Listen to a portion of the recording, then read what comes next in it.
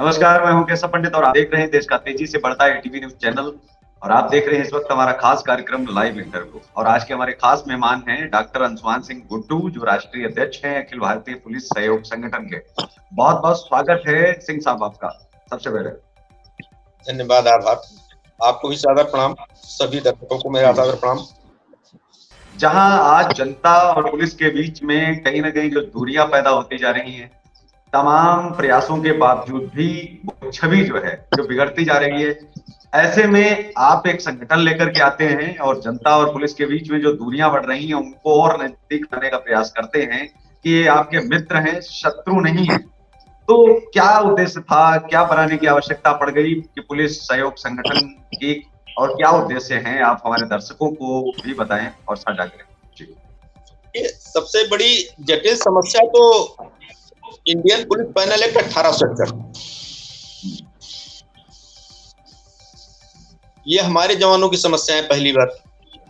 दूसरी बात, हमारे ऊपर कोई भी समस्या है, घरेलू झगड़े से लेकर के बम विस्फोट तक में सबसे पहले हमको पुलिस ही मिलती है। तो इसलिए पुलिस का सहयोग तो हमारी मजबूरी बनती।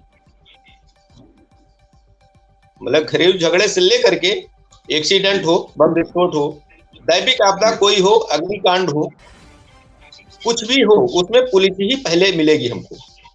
पुलिस ही अस्पताल तक ले जाती है। तो इसलिए पुलिस का सहयोग करना हमारा कर्तव्य है।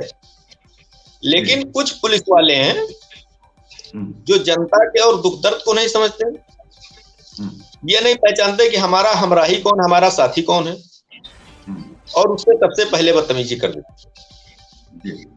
तो ऐसे लोगों के लिए जो है हमारा संगठन नहीं। संगठन की 6 राष्ट्रीय मांगे हैं, जिसमें प्रथम तो इंडियन पुलिस पैनल एक्ट 1867 समाप्त किया जाए।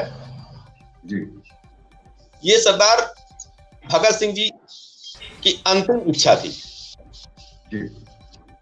इसलिए हम चाहते हैं कि शहीद आजम भगत सिंह जी हमारे देश को आजादी दिलाने में महत्वपूर्ण भूमिका निभाई थी, तो हम चाहते हैं उनकी अंतिम इच्छा की पूर्ति किया जाए। दूसरी मांग ये है कि शिक्षक और रक्षक, रक्षक मतलब पुलिस जवानों को, एक सिपाही का और एक शिक्षक का वेतन समान होना। दूसरी बात, पुलिस वालों को या तो उचित आवास दिया जाए या फिर 6,000 रुपए प्रतिमाह आवासीय भत्ता दिया जाए। इसके अलावा 5,000 रुपए प्रतिमाह पेट्रोल का भत्ता दिया जाए। अब अंग्रेजों के जमाने वाली पुलिस नहीं है, न्यूयॉर्क की पुलिस चाहिए, तुरंत व्यवस्था चाहिए, तो पुलिस जवानों को सरकार व्यवस्था दे। पेट्रोल भत्ता भी जरूरी हो गया। चौथी मांग है, संपूर्ण भारत में कम से कम 1 करोड़ युवक और 1 करोड़ युवतियों को वन विभाग, पुलिस विभाग, rail police, jail police, civil police सब में भर्ती करके रोजगार दिया जाए। पांचवी मांग हमारी बड़ी कठिन है, उसको सरकार भी नहीं मानेगी, लेकिन कोशिश जब तक मैं जिंदा हूं जारी रहेगी। पांचवी मांग हमारी यह है कि भ्रष्टाचार के मामले में लिप्त पाए जाने के बाद वो नेता हो, अभिनेता हो, अधिकारी हो, किसी भी सरकारी विभाग का अधिकारी कर्मचारी हो या पुलिस विभाग का ही क्यों ना हो, उसके खिलाफ तुरंत मुकदमा दर्ज करके उसकी गिरफ्तारी हो और 30 दिनों के अंदर चार्जशीट दाखिल करके आजीवन सजा का प्रावधान किया जाए। ये कठिन है गुरुदेव, सबके लिए कठिन है, सरकार तो नहीं मानेगी इसको। छठवीं मांग है, पुलिस विभाग के जवानों की ड्यूटी भी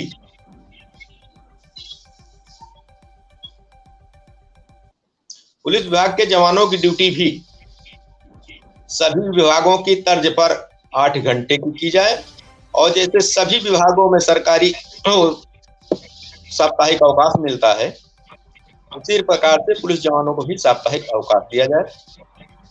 और एक मांग और हमने जोड़ा है, सेना के रिटायर्ड जवानों के साथ अगर कोई समस्या फंस जाती है, थाने में जाते हैं, तो पुलिस वाले अक्सर बदतमीजी करते हैं। तो हम चाहते हैं कि सेना के सभी जवानों को प्रत्येक थानों में सम्मान भरी दृष्टि से देखा जाए, उनको सम्मान दिया जाए, अगर वो गलत है तो कानूनी प्रक्रिया की जाए। इसके साथ ही आम जनता के साथ भी पुलिस मानवता से पेश आए, गाली गलौज और बदतमीजी से नहीं। ये हमारे संगठन की मांगे हैं। आपकी 6 मांगे हमने सुनी भी, और उस पर मुझे भी लगा कि प्रतिक्रिया जो है देनी चाहिए, क्योंकि जब चीजें रखते हैं तभी खुल करके आती हैं। जब आपने ये 6वीं मांग रखी कि जवान के जो है परिवार वाले जब आते हैं तो उनके परिवार के साथ में बहुत ही बदतमीजी की जाती है, और ये पूरे देश भर में बहुत सारी घटनाएं ऐसी आती हैं। ऐसे में यही क्यों न कर दिया जाए कि हर थाने में जो है एक अलग से जो है आर्मी का हेडक्वार्टर भी खोल दिया जाए, इससे रोजगार भी बढ़ेगा। आर्मी परिवारों के लिए, उनके लिए बहुत बेहतर जो है, जो पुलिसकर्मी नहीं कर सकते, वो खुद ही अपनी जो है कंप्लेंट दर्ज करने के लिए केवल वो परिवारों के लिए रहे, जो जवानों के लिए। देश भर में कुछ नहीं तो जो हमारे देश भर में 40 से 45 लाख जो जवान हैं, उनके लिए एक बहुत बड़ी जो है मिसाल भी होगी। और कम से कम अगर तहसील या थाने लेवल पे न कर पाए तो जिले में तो कम से कम एक हेडक्वार्टर या एक मुख्यालय बनवाएं जो सैनिकों के लिए सम्मान हो, एक थाना ऐसा हो जो स्पेशल आर्मी के लिए हो। जी, परामर्श देने के लिए बहुत बहुत धन्यवाद गुरुजी। मैं इसको जोड़ देता हूँ, आपसे ही जोड़ रहा हूँ। जी, दूसरा सबसे बड़ी चीज ये है कि जब देश के अंदर जब समस्याओं पर जो है चर्चाएं होती हैं, माइंड रीडर जो अपने आप को कहते हैं कि हम तो दिमाग पढ़ लेते हैं, बाबा कहते हैं हम तो पर्ची निकाल देते हैं, तो बाबा तो नहीं आएंगे क्योंकि उसको अदालत या संविधान नहीं मानता है, लेकिन माइंड रीडिंग का एक बाकायदा कोर्स होता है। ऐसे में माइंड रीडर को अगर यहाँ जॉब मिलने लगे, नौकरी मिलने लग जाए, हालांकि वो गलत फायदा नहीं उठाएगा क्योंकि उसकी भी माइंड रीडिंग होगी, अगर वो गलत करता है तो उनको अगर जॉब दी जाए तो मुझे लगता है कि माइंड रीडरों की संख्या भी बढ़ेगी और उनको एक बाकायदा जॉब दी जाएगी, जिससे कि जो गलत या झूठ केस जो आते हैं, ऐसे लोगों को सामने बिठा करके वो पढ़ सके कि ये केस झूठ है, कितना सच है। इसमें जो पुलिस का जो टाइम जो बेकार जाता है, जो फर्जी केसों में जो समय जाता है, वो बचेगा या नहीं 100% तो कोई भी श्योर नहीं है, ना तो संविधान, ना जज साहब और ना ही पुलिस की जांच। लेकिन हम ये भी एक पहल कर सकते हैं जिससे कि हमारा जो है समय नष्ट होने से बचेगा। दूसरा, जब आप सैनिकों के सम्मान की बात करते हैं तो इसके साथ साथ ही सैनिकों को विशेष अधिकार के तहत जोड़ा जाए और पुलिस कर्मियों को भी विशेष अधिकार के तहत जोड़ा जाए, उनके परिवारों को भी। उनके ऊपर लगने वाले केस जो है वो फास्ट ट्रैक कोर्ट में जाने चाहिए, मेरी ये इच्छा है, क्योंकि फास्ट ट्रैक में महिलाओं के प्रति सम्मान का कानून बनाए गए, लेकिन उन कानूनों का कोई महत्व तो नहीं निकला। जब कोई हल नहीं निकला तो फास्ट ट्रैक कोर्ट बनाए गए, क्योंकि एक केस किसी पुलिस वाले के परिवार के ऊपर लग गया, अब वो केस आम आदमी की तरह 10 साल तक घिसेगा, पिटेगा। अब वही वह व्यक्ति तो ड्यूटी कर रहा है, अपने कर्तव्यों का निर्वहन कर रहा है, ऐसे में उसके परिवार में उसका जो सहयोग भी नहीं जा रहा है, तो उसका अगर केस फास्ट ट्रैक कोर्ट में पड़ा होगा तो जल्द से जल्द केस का निपटारा होगा। दोषी है तो अंदर करो, निर्दोष है तो बाहर करो। वो जो 1 साल की सजा है, 1 साल का जो पूरा एक कोर्स करवाया जाता है कि नहीं, अभी इसके बाद ही आपको जो है सर्टिफिकेट मिलेगा एग्जाम के बाद में, अभी जज साहब भी तो बताएंगे, फिर बहुत सारे जो है पैमानों पर खरा उतारना पड़ेगा। तो फास्ट ट्रैक कोर्ट जो है जवानों के लिए और पुलिसकर्मी के परिवारों के लिए अगर बना दिए जाए तो सहूलियत ये होगी कि उनको न्याय जल्दी मिलेगा। ये भी 2 चीजें हो सकती हैं। जी, बहुत बहुत धन्यवाद आपका परामर्श के लिए, बहुत बढ़िया सुझाव आपने दिया है। ये मांगे मेरे संगठन में आज से जुड़ गई, जुड़ना नहीं, जोड़ दिया मैंने अभी से। जी, बस आप सब ऐसे बाकी आप समाज को कैसे देखते हैं आप? नहीं, इसके लिए साधुवाद भी, क्योंकि आप जो है लगातार आप हमारे अच्छे मित्र भी रहे हैं और आप एक बड़े विशाल संगठन का आप जो है संचालन भी कर रहे हैं, और बढ़े इसके लिए जो है हमारा भी जहां सहयोग जरूरत है वहां पर मैं जो है लगातार कर ही रहा हूं, और जहां भी जरूरत पड़ती है हमारी टीम की या फिर जिन चीजों की, उसके लिए हम तैयार हैं। हम ये जानना चाहते हैं कि आज के दौर में जब उत्तर प्रदेश की बात की जाती है तो पुलिस प्रशासन में सुधार आया क्या? नई ट्रेनिंग की व्यवस्था क्या नहीं होनी चाहिए? गाली गलौज की जो परिभाषा एक है, क्या इसको खत्म नहीं कर देना चाहिए? मुझे लगता है कि अगर कोई अपराधी भी है तो ऐसे में उस अपराधी को भी क्या माँ बहन की गाली देने का अधिकार होना चाहिए? संवैधानिक तो नहीं। तो ऐसे में क्या ऐसे लोगों पर कड़ी कार्रवाई नहीं होनी चाहिए? गाली आज तो निकल जानी चाहिए, क्योंकि ये गालियां जो है वो अंग्रेजी शासनकाल में थी। इन गालियों पर पूर्ण प्रतिबंध लगाया जाए। आप SC ST केस लग जाता है, आप अगर किसी को जातिगत बोल भर देंगे, तो उसी देश में आप किसी की मां बहन कर देंगे तो भी आपके ऊपर केस नहीं लगेगा। तो ऐसे में आप कैसे देखते हैं कि ये सबसे जो एक मुझे लगता है कि ये तो जानवरों से भी बदतर ये भाषा है, इसको इंसान तो बोल ही नहीं सकते हैं। इस भाषा पर प्रतिबंध लगाना चाहिए, यानी एक कानून बनाया जाना चाहिए बहुत ही कठोर। जी नहीं नहीं नहीं, कोशिश यही हमारी है, मैंने आपसे पहले ही बता दिया, ये हमारी मांगे हैं। और अभी तो पहले हमने जो ज्ञापन दिलवाए थे, अभी 1 साल नहीं हुआ संगठन को, 5 तारीख को होगा रजिस्ट्रेशन हुआ इसका, तो भी काफी जो है आपके आशीर्वाद से काफी कुछ डेवलप हुआ। 12 राज्यों में आसान नहीं है जी, तो बिल्कुल प्रक्रियाएं जारी है, ज्ञापन वगैरह दिलाया गया है। अब मैं भी स्वस्थ हो गया हूं तो थोड़ा सा सूचना के तहत सूचना मांगता हूं। श्रीमान जी, मेरे द्वारा संगठन द्वारा दिए गए ज्ञापनों पे आपने क्या एक्शन लिया, क्या किया, क्या नहीं किया, बिल्कुल अब ये सब जानकारी करना है। सूचना एक थानों की व्यवस्था में भी अगर हम बात करें सिंह साहब, तो क्या थानों में एक जलपान गृह नहीं होना चाहिए? जो पीड़ित है, कोई रेप से पीड़ित है, किसी की जमीन पर कब्जा है, कोई मारपीट का है, तो क्या विश्राम गृह नहीं होना चाहिए? क्या वहां पर अतिरिक्त पुलिसकर्मी नहीं लगाए जाने चाहिए जो बातचीत करे, पहले उसे सांत्वना दें, समझाएं, उसकी बात को सुने, फिर उसके बाद में केस रजिस्टर्ड हो? क्या कुछ ऐसी भी चीजें क्या लगाई नहीं जा सकती कि उनके लिए एक व्यवस्था हो? क्योंकि अगर उनके लिए हमारी पुलिस है, हमारे लिए हमारी पुलिस है, तो क्या ऐसी व्यवस्थाएं होने से जो दूरियां हैं वो और उनमें नजदीकियां बढ़ेंगी या नहीं? जी बढ़ेंगी, बिल्कुल बढ़ेंगी। आपका सुझाव बहुत बढ़िया है। आपने आज जो भी सुझाव दिए हैं बहुत ही महत्वपूर्ण और मतलब इतना हम कैसे कहें, बहुत ही महत्वपूर्ण सुझाव है। उनको सबको मैं अपने संगठन की मांगों में जोड़ता हूँ। जी, ये संगठन की जो पुराने जी, जो रिटायर्ड पुलिसकर्मी हैं उनको कैसे आप देखते हैं? क्या उनकी ड्यूटी खत्म हो जाती है जब सेवा से निवृत्त होते हैं? क्या उनकी अब जिम्मेदारी नहीं बनती है कि वो संगठनों में आकर के लड़ाइयां लड़ें उनके लिए, जो हमारे लिए लड़ रहे हैं समाज में? क्योंकि हमारे लिए सैनिक और पुलिसकर्मी जो है अपनी शहादत तक दे देते हैं, और उनकी शहादत कैसे गुमशुदगी में जो है बहुत सारे पुलिसकर्मी जो अच्छा कार्य कर रहे हैं, बहुत सारे क्या लगभग 1-2% के गलत हो जाने से तो गलत नहीं हो जाता है, लेकिन सिस्टम में बहुत ज्यादा जो है पारदर्शिता लाने की आवश्यकता है, क्योंकि उनमें हमारे ही बेटे हैं। हमारे बच्चे कितने संस्कारवान हैं ये भी तो हमें देखना पड़ेगा। अगर हम अपने बच्चों में ही ये संस्कार डालें कि आपको गलत नहीं करना है, तो मुझे लगता है कि वो आगे जाकर के गलत नहीं करेंगे। कुछ संस्कारों की भी कमी आप देखते हैं, कैसे देखते हैं? जी, अब देखते ये है कि अगर खास करके मैंने देखा है, नोटिस किया है कई जगहों पे, तो अब मैं ऐसी जगह पे बैठा हूँ, नहीं कुछ कह सकता हूँ, कुछ ऐसा होता है बाइक काट भी चलता है मामला, काट का भी अंतर देखा है, पारिवारिक संस्कार भी देखा है, ये सब चीजें सामने आती है। एक जयकिशोर अवस्थी जी थे, हाँ, मौई थाने में तैनात थे, चौकी पे, बहुत बुद्धिमान थे।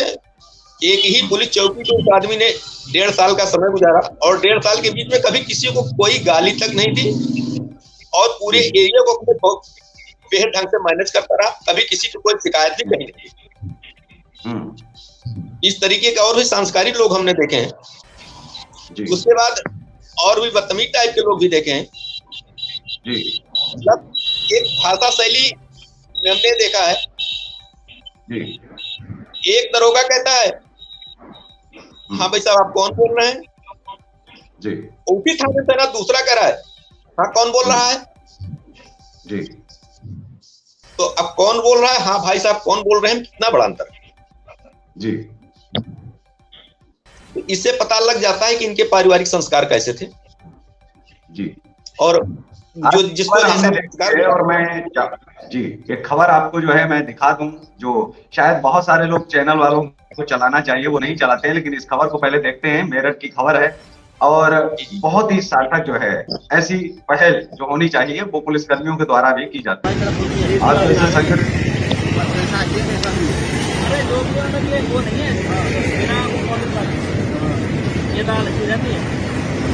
बड़ी वाली आ रहा है।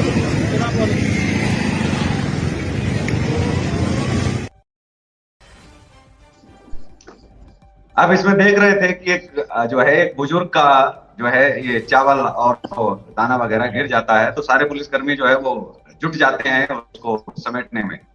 तो देखिए पुलिसकर्मी भी ऐसा नहीं है कि हर जगह गलत हो या फिर उसके साथ में दुर्व्यवहार ही करे। देखिए कितना अच्छी जो है खबर आई है और ये मुझे लगता है कि समाचार ये उन पुलिसकर्मियों के लिए भी जो है देखेंगे कि बहुत सारे चैनल भले न चलाएं लेकिन कुछ एक चैनल ऐसे हैं जो उनकी छवि को चलाते भी हैं, जो अच्छा काम करते हैं वो भी हम दिखाते हैं और हमारा जी जी प्रयास रहता है। ये सुबह ही खबर जो है चल चुकी थी लेकिन जी जी। आप देखिए कि इसकी भी तो इमेज एक जनता में बननी चाहिए, लेकिन इसके लिए बहुत प्रयास करना पड़ेगा आपके संगठन को। आप मानते हैं कि एक बड़ी चुनौती है जनता के बीच में विश्वास कायम करवाना, जो वर्षों से एक विश्वास जो है वो कहीं ना कहीं बहुत ज्यादा टूटा है और बहुत ज्यादा दूरी आई है। जी विश्वास जनता के बीच में पैदा किया जाता है, जगाया जाता है। तमाम लोग लाइन में आए हैं। आज आपके संगठन में कम से कम नहीं ज्यादा तो कम से कम 20-25 हजार लोग जुड़े होंगे। जी मैनेज करके ही जोड़ा गया, उनको समझा करके कायदे से। लेकिन फिर भी कभी कभी भ्रांतियां उत्पन्न हो जाती हैं। एक बार एक दरोगा आया था, ऐसी गाली दे दिया था। हम सही कार्य के लिए गए थे, उसने हमें दुत्कार दिया, सामने वाली पार्टी से पैसा लेकर के काम कर दिया। इस तरीके की समस्या आती रहती है। शिकायत हमें अभी अपने उत्तर प्रदेश में शाहजहांपुर जिले से मिली, कल की बात है, परसों रात है। और मिर्जापुर की भी शिकायत मिली है। इस तरीके की शिकायतें मिला करती हैं। कोई शाहजहांपुर में तो कोई मनोज कुमार नाम के एसआई हैं, पता नहीं कौन सा थाना नहीं याद है, तो उन्होंने कहा कि संगठन से पुलिस का नाम हटा दीजिए। बाद में पदाधिकारी ने फोन किया, तो हमने कहा तुम्हें क्या कहें, उनको क्या कहें। अब ये भारत सरकार से रजिस्टर्ड संगठन है, नीति आयोग से भी रजिस्ट्रेशन हो चुका है इसका, मानवाधिकार आयोग से भी पत्र मिल चुका है मुझे। तब तो रजिस्ट्रेशन हटाने के लिए किसी ने कहा एक एसआई कहने पर हटा देंगे नहीं, लेकिन आप किसी चीज को बताएंगे, किसी का सहयोग करने के लिए जब कोई संगठन बनाया जाता है तो उसका नाम आगे लिखेंगे ना। जब कोई पार्टी के आगे पार्टी लगाएंगे ही नहीं तो लोग कैसे जान पाएंगे कि ये पार्टी है। अगर पुलिस और जनता के सहयोग के लिए संगठन बनाया गया है, आपने ये तो लिखा नहीं है कि अखिल भारतीय या पुलिस संगठन है, ये पुलिस सहयोग संगठन है। हम पुलिस का सहयोग करें और हम लोग पुलिस सहयोगी हैं।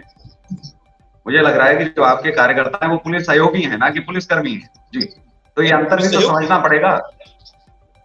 बिल्कुल, तो आप उसमें बात ये फंस गई ना। मैंने उस फोन लगाना चाहा कप्तान को, मैंने सोचा अभी वहां कप्तान को फोन लगा देता हूँ तो इसके साथ कोई कार्रवाई हो जाएगी। फिर मैंने मानवता बस उसका नंबर 2 बार लगाया, उसने फोन रिसीव नहीं किया। मैंने सोचा तो उसको प्रेम से समझा दूं, लेकिन उसका फोन ही रिसीव नहीं हुआ, समझाएं किसे।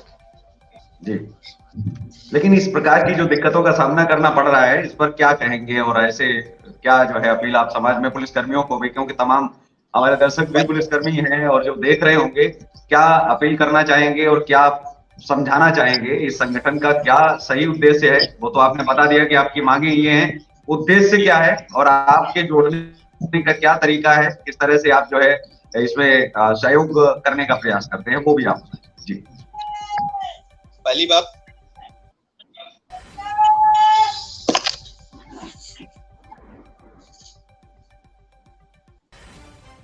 जी, पहली बात तो ये कि हम चाहते हैं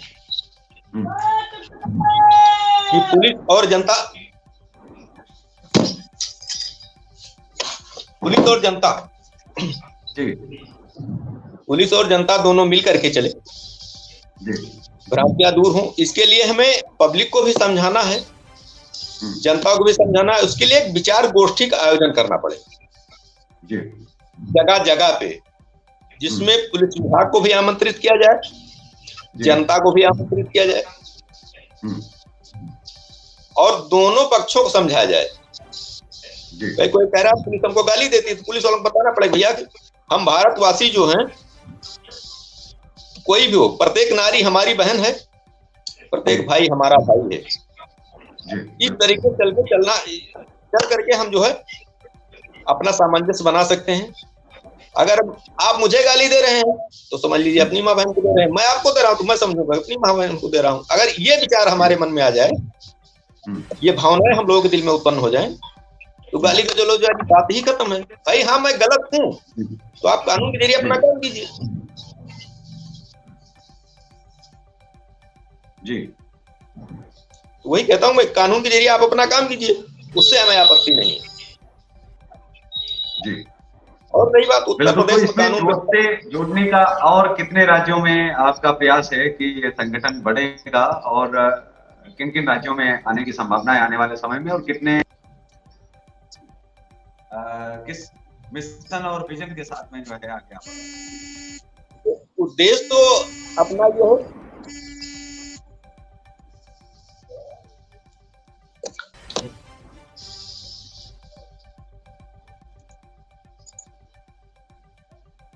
उद्देश्य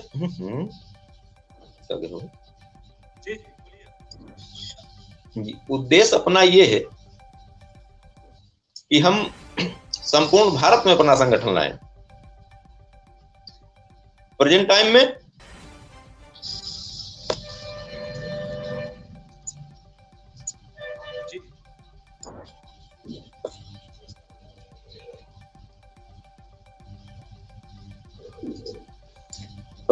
में उद्देश्य हमारा ही कि हम संपूर्ण भारत में संगठन लाएं। प्रेजेंट टाइम में हमारा संगठन, हमारा नहीं आपका, पूरे भारतवासियों का, सबका, पंजाब, हरियाणा, राजस्थान, गुजरात, महाराष्ट्र, दिल्ली, उत्तर प्रदेश, बिहार, बाकी सब तो नाम नहीं याद, कुल मिलाकर के 12 राज्यों में हैं। अब नाम याद करने के लिए लिस्ट रात में रखना पड़ेगा। दिल्ली में भी तैयारियां आपकी चल रही हैं? दिल्ली में जी हाँ, दिल्ली में भी प्रभारी युवा मोर्चा और मेन पार्टी का अध्यक्ष तैयार किया है जी। विस्तार की व्यवस्था चल रही, विस्तार होते ही कुछ ना कुछ तो होना ही।